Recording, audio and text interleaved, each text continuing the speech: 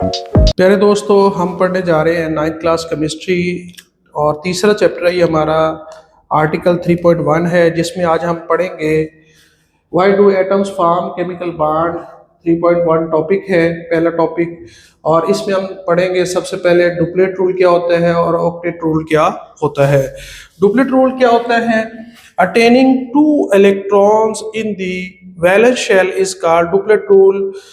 Valence shell के अंदर दो इलेक्ट्रॉन हासिल करना डुप्लेट रूल कहलाता है। अब देखिएगा, हमारे पास है हीलियम है हमारे पास। हीलियम के ये उसका न्यूक्लियस हो गया और इसका पहला शेल जो है, एक ही शेल है इसके पास। तो जो आखिरी शेल होगा, आउटर मोस्ट शेल होगा, उसको आप वैलेंस शेल कहते हैं। तो इसके अंदर इसका एटॉमिक नंबर 2 है, तो 2 इलेक्ट्रॉन है इसके पास। अब देखिए, इसके पहला शेल जो होता है यानी के शेल पहला शेल है, इसमें 2 से ज्यादा इलेक्ट्रॉन नहीं आ सकते, यानी 2 इलेक्ट्रॉन से ज्यादा हासिल नहीं कर सकता के शेल। तो फर्स्ट शेल इज कॉल्ड के शेल। तो के शेल में 2 से ज्यादा इलेक्ट्रॉन नहीं आ सकते, तो लिहाजा इसने 2 इलेक्ट्रॉन पूरे कर लिए पहले शेल में। इसका यही वैलेंस शेल है, यही इसका पहला शेल है, यानी यही इसका आखिरी है और यही इसका पहला है। तो जो आखिरी शेल होता है उसी को हम उसका वैलेंस शेल कहते हैं, यानी आउटरमोस्ट शेल या वैलेंस शेल कहते हैं। तो अब देखिए, इसने वैलेंस शेल में 2 इलेक्ट्रॉन पूरे कर लिए, तो इसका डुप्लेट रूल जो है वो कंप्लीट हो चुका है, यानी attaining 2 electrons in the valence shell. इसने अपने वैलेंस शेल के अंदर 2 इलेक्ट्रॉन पूरे कर लिए हैं, तो इसको हम क्या कहेंगे? Duplet rule. Attaining 2 electrons in the valence shell is called duplet rule. तो आप देखिए, हीलियम ने 2 इलेक्ट्रॉन जो है वो कंप्लीट कर लिए हैं अपने वैलेंस शेल के अंदर, तो अब इसका डुप्लेट रूल जो है वो कंप्लीट है। अब ऑक्टेट रूल क्या होता है? Attaining 8 electrons in the valence shell is called octet rule. तो वैलेंस शेल में यानी आउटर मोस्ट शेल के अंदर 8 इलेक्ट्रॉन का हसूल, 8 इलेक्ट्रॉन पूरा करना, ये क्या कहलाएगा? ऑक्टेट रूल कहलाएगा। मिसाल के तौर पर नियॉन है आपके पास, इसमें अगर आप देखें तो ये इसका न्यूक्लियस हो गया। अब ये इसका फर्स्ट शेल हो गया, इसमें 2 इलेक्ट्रॉन है, 2 से ज्यादा नहीं आ सकते के शेल में। और दूसरे शेल में देखें, के बाद दूसरा शेल आपका एल शेल आ गया। अब देखें, इसमें जो हमारे पास है नियॉन 10, के शेल में 2 इलेक्ट्रॉन और एल शेल में कितने आ गए? 8। तो इसने एल शेल में कितने इलेक्ट्रॉन हासिल किए हैं प्यारे बच्चों? 8 पूरे कर लिए हैं। 8 इलेक्ट्रॉन पूरे करना, ये इसका ऑक्टेट रूल कहलाता है। तो इस देखिए, इसने अपने जो वैलेंस शेल है, ये इसका आखिरी शेल, ये दूसरा शेल है, यानी पहला के और दूसरा एल। अब इसका लास्ट शेल कौन सा है? ये दूसरे वाला, इससे आगे कोई शेल नहीं है, तो ये इसका वैलेंस शेल है, यही इसका outermost shell. Outermost shell यानी सबसे बाहर वाला शेल, यानी यही इसका क्या कहलाएगा? वैलेंस शेल कहलाएगा। तो वैलेंस शेल में 8 पूरे हैं, तो लिहाजा इसने अपना ऑक्टेट रूल जो है वो कंप्लीट कर लिया है। तो देखिएगा, डुप्लेट रूल यानी 2 इलेक्ट्रॉन का हसूल और 8 इलेक्ट्रॉन का हसूल क्या कहलाता है? ऑक्टेट रूल कहलाता है। तो जब 8 पूरे हो जाए तो ऑक्टेट रूल पूरा हो गया, और जब 2 इलेक्ट्रॉन पूरे हो जाए तो डुप्लेट रूल पूरा हो गया। तो ऑक्टेट रूल और डुप्लेट रूल आपको समझ आ चुका होगा। अब देखिएगा, why do atoms combine with other atoms? Atom दूसरे एटमों से क्यों मिलते हैं, या फिर दूसरे लफ्जों में एटम केमिकल बॉन्ड क्यों बनाते हैं? एटम केमिकल बॉन्ड क्यों बनाते हैं? तो दोस्तों याद रखिएगा, एटम केमिकल बॉन्ड इसलिए बनाते हैं कि जब उनकी एनर्जी ज्यादा होती है तो वो अपनी एनर्जी को कम करना चाहते हैं ताकि वो स्टेबल हो जाए। एटम अपनी एनर्जी को लोअर लेवल पर लेके आना चाहते हैं ताकि वो स्टेबल हो जाए, अपनी एनर्जी को कम करना चाहते हैं स्टेबल होने के लिए। इसी वजह से वो दूसरे एटमों से मिलते हैं, यानी डुप्लेट रूल या ऑक्टेट रूल कंप्लीट करते हैं, यानी या तो डुप्लेट रूल या ऑक्टेट रूल को कंप्लीट करेंगे, अपने वैलेंस शेल में 2 इलेक्ट्रॉन या 8 इलेक्ट्रॉन पूरे करेंगे ताकि वो स्टेबल हो जाएं और उनकी एनर्जी कम हो जाए। अब मिसाल के तौर पर हमारे पास सोडियम है। अब देखिए, इसने क्या किया है, इसके पास टोटल नंबर ऑफ इलेक्ट्रॉन जो है वो 11 है, ठीक है। एटॉमिक नंबर 11 है, तो नंबर ऑफ इलेक्ट्रॉन भी 11 होंगे। अब देखिए, ये इसका न्यूक्लियस हमने बना लिया, और इसके पहले शेल में 2 इलेक्ट्रॉन आ जाएंगे, और दूसरे शेल में इसके पास आ जाएंगे 8 इलेक्ट्रॉन। अब जो तीसरा शेल है, जो इसका वैलेंस शेल बनेगा, वो उसके अंदर आएंगे एक इलेक्ट्रॉन। देखिए पहले में 2 और दूसरे में आगे 8, 2 और 8 10 हो गए, टोटल 11 थे, तो आखिरी में एक आ गया, 11 पूरे हो गए। ठीक है, यानी इसका के शेल में आ जाएंगे 2, एल शेल में आ जाएंगे 8, ठीक है, और एम शेल में आ जाएगा 1। अब देखिए, अब एटम क्या चाहता है कि उसका ऑक्टेट रोल जो है वो कंप्लीट हो, यानी कि उसका जो आखिरी शेल हो, वैलेंस शेल हो, उसमें 8 इलेक्ट्रॉन पूरे हो। तो इसके पास तो सिर्फ एक है, एक इलेक्ट्रॉन है।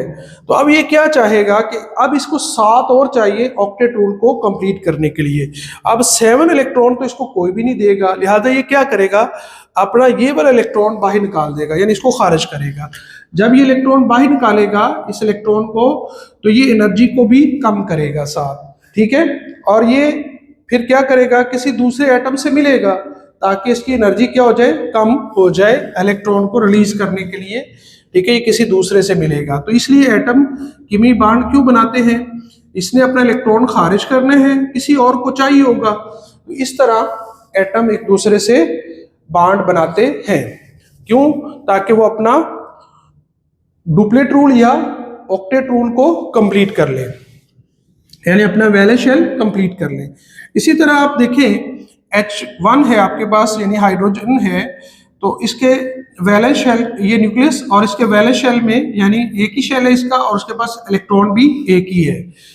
तो अब हाइड्रोजन को देखें, ये क्या करेगा, इसके पास सिर्फ एक ही इलेक्ट्रॉन है। अब इसके पास 2 ऑप्शन है, ये एक किसी से ले भी सकता है, ये किसी को एक दे भी सकता है। तो दोनों सूरतों में बांड बनेगा, ठीक है। यानी अगर खारिज करेगा या किसी से लेगा, तो इसलिए एटम बांड क्यों बनाते हैं कि या एक लेगा या एक देगा, ठीक है। तो बांड बनाते क्यों है, लेने और देने के लिए, इलेक्ट्रॉन पूरे करने के लिए। अब इसका वैलेंस शेल में एक कम है, तो ये किसी से लेगा तो बाइंडिंग हो जाएगी, जुड़ जाएगा एटम किसी दूसरे के साथ। अब देखिए इसके वैलेंस शेल में कितने इलेक्ट्रॉन है, एक। अब ये अगर एक इलेक्ट्रॉन बाहर निकालता है तो ये क्या हो जाएगा, ये प्रोटॉन बन जाएगा।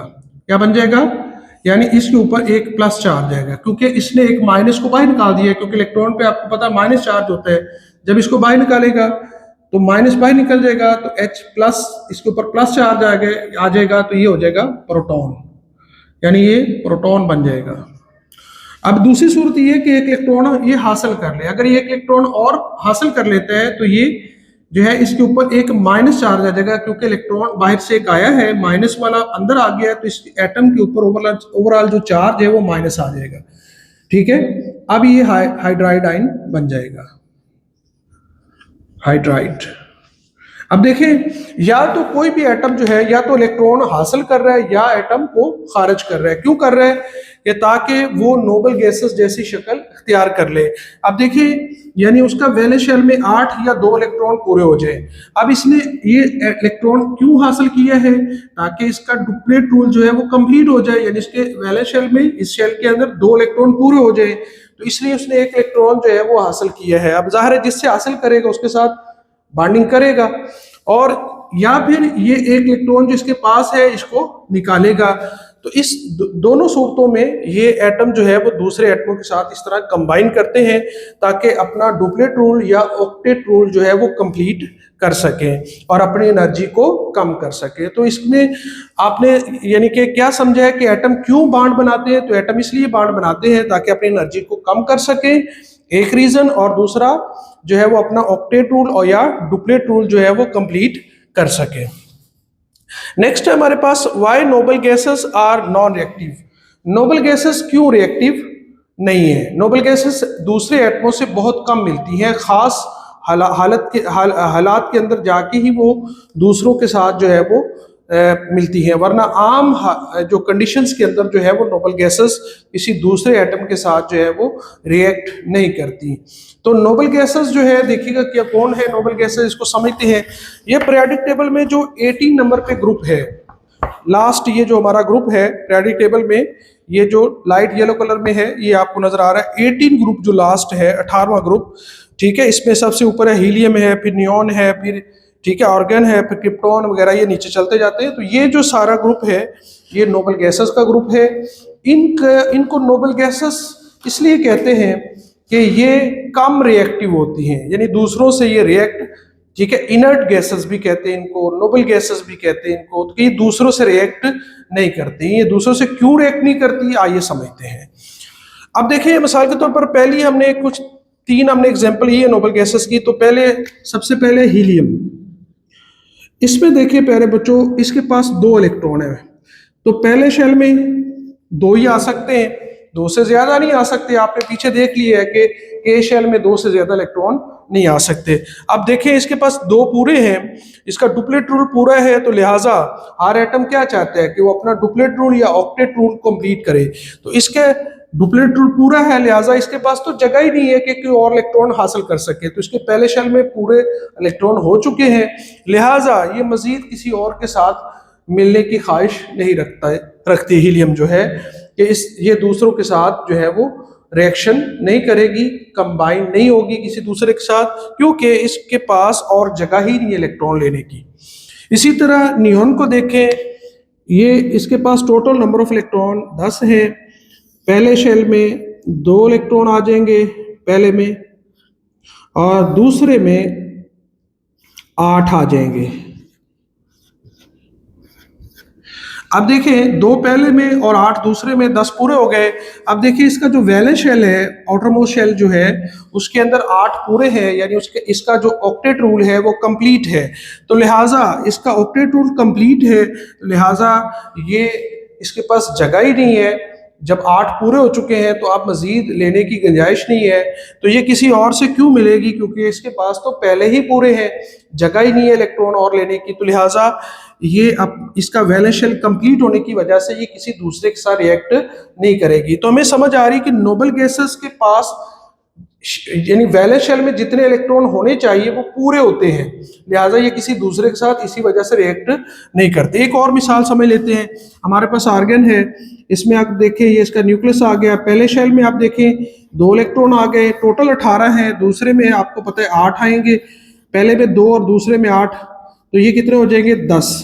अब इसका लास्ट शेल आ गया तीसरा, यानी वैलेंस शेल, इसमें फिर ठीक है 10 हो गए, तो आखिरी में यकीनन फिर 8 आएंगे, ठीक है 18 पूरे हो गए। 2 और दूसरे में कितने आ गए 8, और तीसरे में कितने आ गए 8 आ गए, तो ये कितने हो गए, ठीक है 18। यानी कि आप देखिए इसको, पहला शेल इसका के शेल में 2, फिर आ गया एल में 8, फिर इसका एम शेल, एम में 8 पूरे हैं।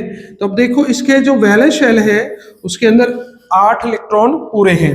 इसी तरह इसको देखें, इसके के शेल में 2, एल शेल में 8, ठीक है, इसके एल शेल में कंप्लीट है। इसी तरह इसमें देखें तो इसका एक ही शेल है के, और उसमें 2 इलेक्ट्रॉन कंप्लीट है। तो इस तरह इसका डुप्लेट रूल, इसका ऑक्टेट रूल, और इसका भी ऑक्टेट रूल कंप्लीट है। तो जब इसका ऑक्टेट रूल कंप्लीट है, यानी वैलेंस शेल में आखिरी शेल में इलेक्ट्रॉन पूरे हैं 8, तो इसके पास और इलेक्ट्रॉन लेने की गुंजाइश नहीं है। इसी वजह से नोबल गैसेस जो है किसी दूसरे एटम के साथ कंबाइन नहीं होती, मिलती नहीं है, रिएक्ट नहीं करती। तो इस वजह से ये किसी दूसरे के साथ बॉन्ड नहीं बनाती। तो उम्मीद करता हूँ ये आपको समझ में आ गया होगा कि नोबल गैसेस क्यों रिएक्ट नहीं करती और दूसरे एटमों से एटम क्यों मिलते हैं, तो ताकि वो अपनी एनर्जी को कम कर सके और नोबल गैसेस जैसी शक्ल अख्तियार कर सके।